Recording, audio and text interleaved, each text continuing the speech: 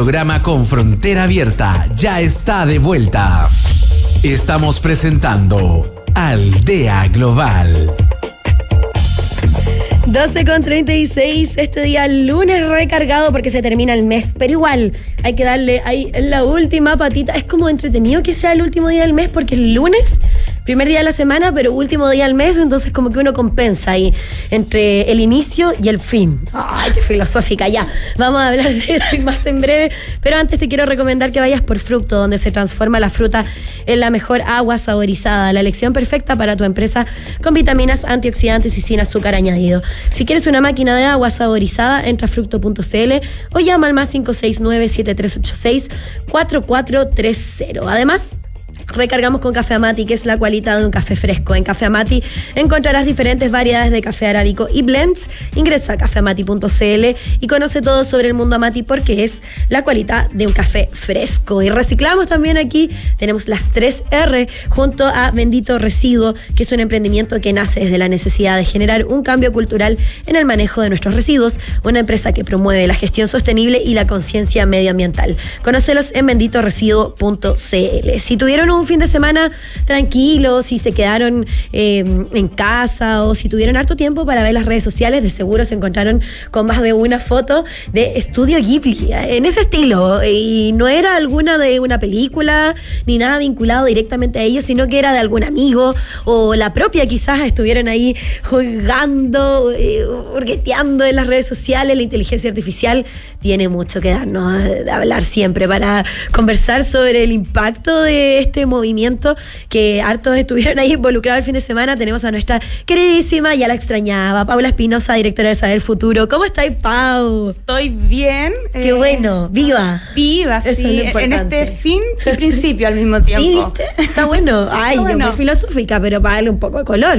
Hay que ponerle un poco de color a todo. Sí, encima marzo estuvo intenso, entonces muy largo. está bien. Pero hablando de futuro, a propósito de principio y fin, A propósito de darle color, además. claro, darle harto color. Hablamos de dar color. Pero colores pasteles. Colores pasteles. Y bueno, creo que todo el fin de semana o recibieron, como dices tú, o directamente jugaron.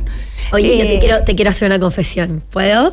Ya, es Totalmente. que todo el mundo, y estaba escuchando a la Cote en el Emprender es Clave, todos dicen que les gustaron estas animaciones, que finalmente ahí tú vas a explicar cómo es la técnica, pero puede ser una foto de uno o tomársela en el minuto y se convertía estilo Estudio Ghibli, que son estas películas y esta realización de esta gran productora, tipo Mi Amigo Totoro, como referencia máxima, digamos. Ya, pues, y en la radio hicieron una, mi compañero de la mañana, Carlos Greich, hizo otra, no me gustó ninguna. Creo que soy demasiado exigente. O sea, me gustó como la idea, pero yo no me sentía como me habría gustado que me hicieran de animación. Pero te hicieron, yo te vi en Radio La Clave. Te vi acá. Pues, te reíste, Sí. me lo mataste así como que... Pero es chistosa, pero quizás no era mi mejor foto. Me Quizás- habría gustado hacerla yo. Mira, esto es interesante. ¿Te hubiese gustado tú haberle hecho la instrucción Claro. a la inteligencia O artificial? sea, el prompt. Bueno, ahí hay una cuestión bien específica y vamos a partir por ahí, aunque una mini digresión. Pareciera que hoy hay un control absoluto sobre nuestra propia imagen, una suerte de supercuratoría. Sí. Queremos controlar qué imagen se sube, qué imagen no se sube, etcétera. ¿Cómo se sube Cómo esa se imagen? sube, Sí. e incluso cómo juegan con nuestra imagen en a propósito de una inteligencia artificial. No Y- solo con Photoshop y todas estas herramientas que existen, sino que ahora ya los celulares traen incorporado esto de, el mío no, pero el otro día me pasó que le dije a mi pololo, oye, ¿me podéis borrar a la señora de atrás porque tu celular tiene y eso? listo, lo borró. ¿Cachai? Y el mío no lo tiene, Claro. pero buscando el celular que trae esa cuestión para no buscarlo en una inteligencia artificial. Una locura. Bueno, primero es como una primera respuesta. A ver, ¿qué están haciendo con mi imagen? ¿Por Sí. qué? ¿Quién autorizó esto? Ay, lo a primero. ver, ¿qué aquí no me gusta? Sí. Y eso también es válido, porque en realidad tú autorizaste que jugaran con tu imagen en Radio La Clave. No, lo Oh. encuentro último. Estela, borra esa foto inmediatamente. No. Ya, pero por un lado está eso. Y por otro lado, lo segundo que se desprende de lo que cuentas tú es, bueno, ¿qué está pasando entonces con el profesional que genera esta imagen? Si digamos que esto es una ayuda fundamental para ahorrarse recursos humanos. Sí. Me parece que es como evidente, más allá de que uno piense que se van a generar otro tipo de empleos. No estoy tratando de hacer aquí una línea catastrófica respecto a la IA, pero creo que es evidente que en la medida que nosotros podemos hacer algo, hay alguien que lo deja de hacer. Sí. Pero, como hemos visto en otros momentos, no es que ese alguien que lo deja de hacer desaparece, es que lo empezamos a hacer nosotros mismos. Claro. Y por lo tanto se vuelve un nuevo trabajo para nosotros. La locura. Entonces, ahí empieza la trampa. Es como, y creo que en general, bueno, quizás, claro, trampa una palabra bien cargada, pero creo que lo que a mí me pasa cuando vi esto el fin de semana, sobre todo, como no quiero ponerme así como la aguafiestas, No, está bien. la Grinch pero de la IA, análisis. pero me pasó que lo vi en, por ejemplo, autoridades. Y ahí fue como, a ver, Claro. como, está bien, nosotros jugamos, pero quizá podemos politizar esto en el sentido de preguntarnos algo, qué es. Y además esta cierta como de, caí en el juego, o me mandaron estas imágenes y me gustaron. Como, hay algo ahí, porque esto plantea un montón de problemas que van en distintos ámbitos. Y quiero partir por uno que probablemente es el que menos observamos. Yo sé que es un tema que te interesa un montón. El recurso energético. ¿Colapsó ChatGPT? Sí. No quieran saber cuánto recurso energético se gastó haciendo estas imágenes. No, y además, mira, más allá de lo técnico, tecnológicamente, que es real y ahí tú estás buscando las cifras y todo, pero yo pensaba, oye, la gente dice siempre que no tiene tiempo. Pero para esto sí hay tiempo. O sea, yo vi amigos que hicieron no solo Estudio Ghibli, que lo hicieron de dibújame a mí como los Simpsons, hazme así como si fuera una pintura de Dalí, y así, pero 20 cosas y ya, bien, cada uno puede hacer lo que quiera con su tiempo, pero después no reclamemos. Después no digan que leen. Claro. No, pero creo que hay algo, además de cómo se presentan las tecnologías, que también es propio de toda la época industrial y el desarrollo, pero es como buscamos este equilibrio entre la novedad, la fascinación, porque hay una fascinación, si hay algo que o sea, es loco, o sea, te demoráis un minuto o 5 minutos en hacer algo que nunca pensaste que iba a tener la herramienta y las habilidades para hacerlo, y eso genera una fascinación. Total, en una era en la que pensábamos hasta antes de la inteligencia artificial, esto es una perspectiva absolutamente mía, pero pensábamos que no habían tantas cosas que nos llamaran la atención.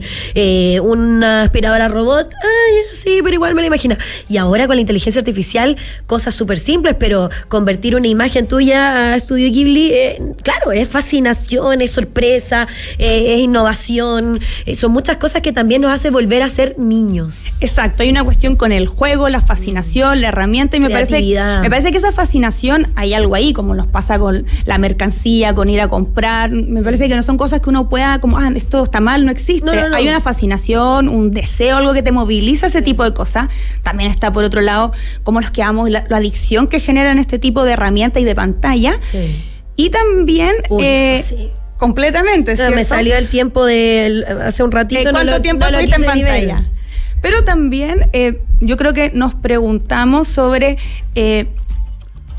cuán fascinante es la tecnología que se nos presenta permanentemente como una novedad, y eso nos impide reflexionar sobre la misma tecnología. Porque de hecho, bueno, en general las noticias eran muy como, la novedad, no sé qué, etcétera.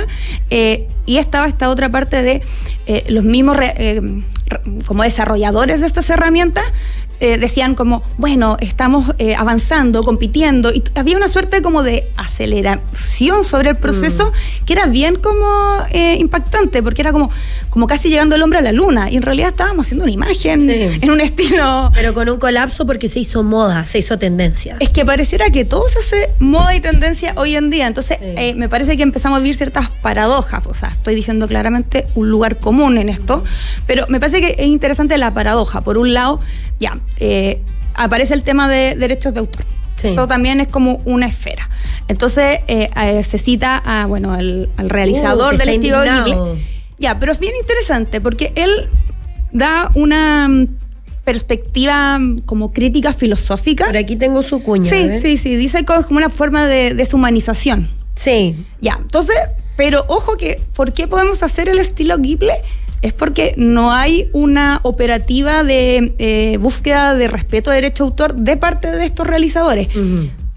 En lo que voy yo, que no son compañías que persigan a los realizadores, versus, por ejemplo, Disney. O sea, si ustedes ponen estilo Disney, no lo van a poder hacer porque está protegido, porque el estilo está protegido por Disney. Sí. Entonces tiene que haber también como Occidente ve Oriente, y en relación a la creación. Entonces me parece interesante que dicen como, claro, que esta persona como que se indignó y como que fuese una suerte de conservador, pero en realidad da una opinión respecto al hacer, a la creación. Sí. Pero en realidad ellos, en términos como creadores, como industria, no persiguen a personas que realizan copias. No, algo muy distinto de lo que ocurre, por ejemplo, con las grandes compañías en Estados Unidos. Sí, porque cuando hablamos de industria, de compañía, ahí ya puede quedar inclusive para un programa directamente de negocios, pero es verdad, al final también como cuál es este círculo vicioso de cómo nos utilizan a nosotros como consumidores para promocionar esto mismo. O sea, bastó con que una persona, y al final igual es como una publicidad Estudio Ghibli, yo de hecho mismo, a propósito de esto misma noticia y ver todas estas imágenes, dije, quiero ver algunas que me faltan, como que uno también tiene un tema comercial involucrado y al final lo que tú decías, todo se convierte en moda y cuando una persona tiene, no sé, el último chiche de la aspiradora robot, por poner un ejemplo que todos conocemos, lo sube un influencer y todos lo quieren, o más allá de la publicidad misma, digamos. Ya, pero mira, súper interesante porque podemos ver como la doble dirección de estos fenómenos. Por un lado... O Disney también. Claro, porque con Disney también pasa eso a pesar de que tienen estas cosas más bloqueadas. Claro, pero podríamos pensar como en este polo de... Porque esto ha generado un montón de polémica respecto a propiedad intelectual. Entonces podríamos pensar en este polo proteccionista. Sí. Ya, donde Disney... Pero... Ojo que lo estamos viendo a nivel de grandes compañías, no a nivel del artista. No, claro. Entonces tenemos Disney que tiene una fábrica legal, o sea, te van a perseguir hasta el último momento de tu vida. Entonces nadie se mete con la cosa más tonta que usa las redes sociales. Ya. Entonces Disney te persigue. Y uno dice, bueno, pero ¿qué modelo tienen ahí si en realidad la copia, en la perspectiva de circulación de la creación, no estoy hablando del aspecto de remuneración hacia los artistas, permite mayor circulación, difusión, lo que estás... que es la contracara de ahora del Estudio Ghibli, porque en realidad que sus imágenes estén circulando solo hace que uno conozca al estudio, su estilo, tenga ganas de ver películas. Entonces, bueno, publicidad gratuita. Hay una publicidad, sí. Ya. Entonces, hay dos modelos de negocio ahí que me parecen interesantes explorar. Y Occidente y Oriente también ahí. Occidente y Oriente. Sí. Porque son dos maneras de comprender también las formas de negocio. Total. Sí. Y bueno, entender el negocio en este primer momento. Pasa esto con las imágenes y en febrero, enero tuvimos bastantes polémicas respecto a propiedad intelectual y artistas. Por un lado, en Inglaterra se está discutiendo una nueva legislación para regular el uso de imágenes para sistemas de inteligencia artificial. Y lo que propone es tener un sistema como una suerte de... como yo tengo que ir a consentir que no quiero que usen mis imágenes. Ya, perfecto, ¿ya? Porque no existe como esta cuestión de las leyes bajo la ética de la inteligencia artificial, entonces todo muy vago. Y también cómo uno pesquisa esa cantidad de imágenes. Sí. O sea, porque claro, pensemos que para que Disney pueda tener esta estructura, ellos invierten mucho dinero en esto. Entonces, claro, tú cuando eres un artista individual, un colectivo, pensemos en cuestiones ni siquiera tan chicas, pero en industrias más pequeñas, es imposible que eso se haga un seguimiento. Claro. Ya, entonces los artistas, estamos hablando de grandes artistas en Inglaterra, hicieron un disco, dijeron, bueno, esto es lo que realmente queremos, el gobierno inglés quiere desproteger a los artistas, qué sé yo. También el mismo enero-febrero hubo una polémica porque una galería muy importante en Nueva York hizo su primera venta de subasta con imágenes hechas con inteligencia artificial, de nuevo protesta. Sabemos los antecedentes de la huelga de guiones en Estados Unidos. Entonces, ese mundo, por un lado, se mueve mucho y todavía no tenemos claridad. Sí. Chile, años luz, esto ni siquiera está tema de agenda. No, nada. Entonces, a mí en particular... estamos jugando con la imagen y eso es. O sea, sinceramente me molestó mucho ver gente del mundo político que ponía estas imágenes, me parecía como... Sí. Esto tiene un montón de problemas, desde, lo vemos, lo medioambiental, lo laboral, lo psicológico. Siendo que desde lo político sí se pueden hacer cosas, o sea, sin ir más lejos, el mismo Guido Girardi, ex senador, también ha hecho mucho, no solo él, sino que todo un equipo, pero con el Congreso Futuro, yo no me imagino a Girardi tonteando con esto. Ahí tengo una diferencia. ¿Ya? Yo creo que el Congreso Futuro, no quiero quitarle valor, me parece que todas esas instancias son en sí necesarias, o sea, no quiero como irme por ese lado, pero me pregunto sobre la narrativa que está envuelta en Congreso Futuro. Y creo que esta narrativa ha cambiado mucho, pero por ejemplo, siempre tiene la narrativa de la sorpresa, el último descubrimiento. No tiende a politizar en sentido no partidario, sino en sentido reflexivo lo que son las tecnologías. Cada vez menos, sí. Sí, entonces estamos en una lógica del festival, de la entretención, de wow, lo que pasa, miren esto, pero yo no veo una decisión clara respecto a, bueno, bajemos esto, legislemos, pensemos qué realmente queremos hacer con estas tecnologías que parece que siempre están como pasándonos por arriba. No, claro, las mismas comisiones, el Ministerio de Ciencia, etcétera. Se tienen que hacer cargo de eso, sin lugar a dudas. ¿Sí? Exactamente. Bueno, y ahí tirón de oreja queda un año de este gobierno, pero para las reelecciones, no solo digo del gobierno y las presidenciales, sino que para las elecciones que se vienen también para la gente, que es una constante, yo ya lo he dicho todos los días, pero pensar en quiénes estamos eligiendo. Es que creo que está por un lado, pensar en qué estamos eligiendo, también tratar de mover la agenda. Yo entiendo que es súper difícil, bueno, tú trabajas ahí en esto, es muy difícil poner otro tipo de temas, pero cuando uno ve estos temas, tiene que entender que no solo son regulaciones para cierto grupo de personas, sino que tiene que ver con cómo entendemos el trabajo, porque ojo, acá hay un montón de imágenes, generación de imágenes que se están usando para fines súper instrumentales, en el sentido que se usan para marketing, para publicidad, y ya escapa un poco de lo puramente artístico. Entonces, claro, yo puedo exponer acá una reflexión, digamos, más profunda, filosófica, respecto, bueno, qué relación estamos teniendo con la estética, con la imagen, con el percibir. Claro. Me parece que ahí hay una cuestión bien relevante que también deberíamos cuestionarnos. Porque, no sé, a propósito de, estabas comentando antes lo de adolescencia. Sí. A la serie del momento. Y por segunda vez el fin de semana. Y también pasa esto, todo el mundo comentándola, qué sé yo.